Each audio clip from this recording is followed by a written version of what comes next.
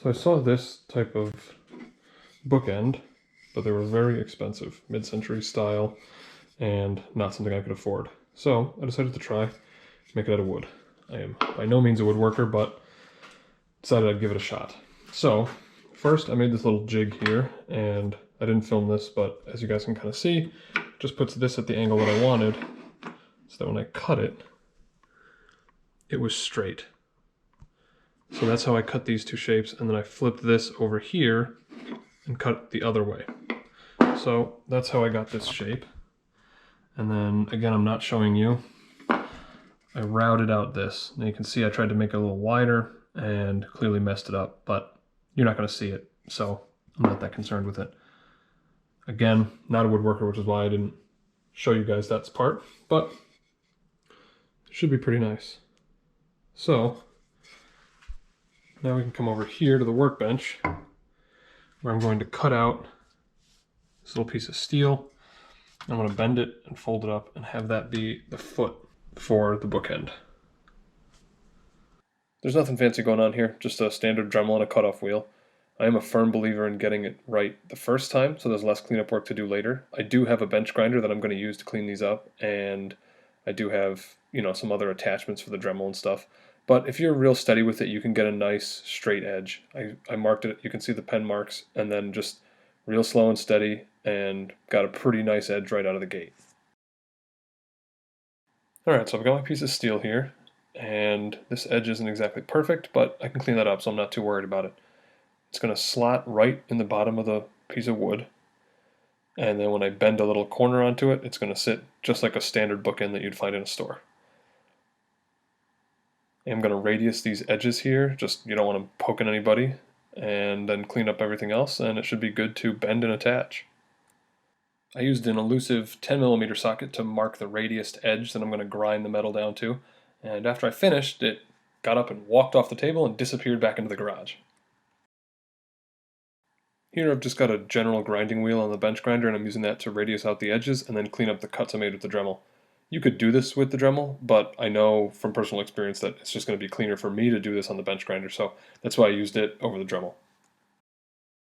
Once I was happy with the radiused edges and how straight the cuts were, I wanted to radius those cuts. So, if you're touching a piece of metal, you don't want it to be rough, you don't want any burrs, you don't want anything catching on the books or your fingers or anything like that. So I tried using a Dremel at first, and that wasn't giving me the result I wanted, so I grabbed some 220 grit sandpaper, and because you're not trying to really change the shape of it, it worked perfectly. It just knocks those edges right down, and so the edge of this, if you run your finger across it, you're not going to cut yourself. It feels nice and smooth and polished. I didn't want it to look like a dirty piece of metal from Home Depot, so before I attached it to the piece of wood, I knew that I wanted to just polish it up a little bit. So I had some Mother's polish lying around, and I actually went out and bought a little buffing wheel to put on the bench grinder, and it cleaned it up great. Once I was happy with the metal foot itself, I stuck that in the slot that I routed out on the wood, and then marked it with a pencil, and I know where to bend my right angle.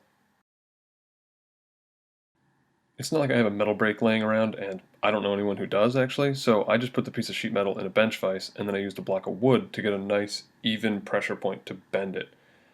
If you use your hands, you can maybe torque the metal a little bit, and it might be uneven or warped once you're finished. I didn't want that, I wanted it to sit flat. So using the block of wood, bending it like this, worked perfectly. If you've ever worked with sheet metal before, you know that you have to push it a little further than where you want it, and then it springs back. So if you want a 90, you got to go a little bit further. I don't have it on camera, but what I did was after the initial bend, I just moved it up slightly and then bent it a little further, again using that block of wood, and was able to get a perfect 90. So my idea to attach the foot to the wood block was just to cut a spline that's about 1/8 by the depth of the router bit or the height of that little L that I bent, and just use an interference fit, make sure it's really tight, as well as some wood glue and some super glue to just make sure it's not going anywhere. I'm going to polyurethane it before I assemble it, so I just drilled a small pilot hole in the slot where the foot's going to go, so once it's all assembled you'll never know it's there. As far as the poly goes, I'm just using some Varathane matte water-based polyurethane. It's a bookend, so I'm not really worried about the durability of the finish, and I like the way the oak looks. I know no one wants to watch polyurethane dry, so with the help of some cooking show magic, this is all dried. I finished it off with some Quad Zero steel wool, And the finish is exactly what I wanted. It's a real low sheen, just shows off the natural oak, and yeah, it's perfect for what it is. So with that all set, we can move on to the assembly process.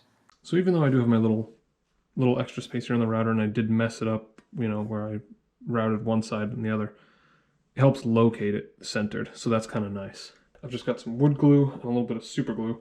This fits really tight. I mean, I can take it out, but you really got to force it in there. So I'm just going to do a little dab of super glue where the wood connects to the metal, but then wood glue where the wood touches the wood.